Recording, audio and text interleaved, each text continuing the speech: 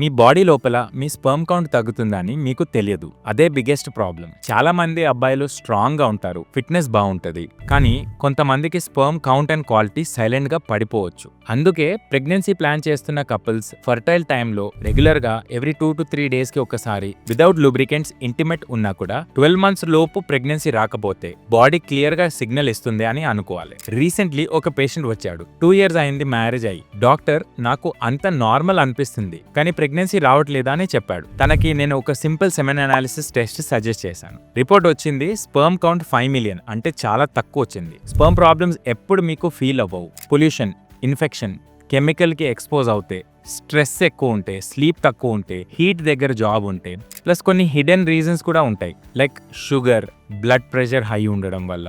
ఇవన్నీ సైలెంట్ గానే స్పర్మ్ కి డిస్ట్రాయ్ చేస్తాయి. అందుకే అర్లీగా చెకప్ చేసుకుంటే మీరు చాలా టైం వేస్ట్ అవాయిడ్ చేయొచ్చు. పాజిటివ్ ఫర్టిలిటీ కొంపల్లిలో 5 minutes లోనే మీ స్పర్మ్ టెస్ట్ చెకప్ జరుగుతుంది అండ్ మీ స్పర్మ్స్ వీడియో కూడా మీకు ఇమీడియట్ గా ఇస్తారు.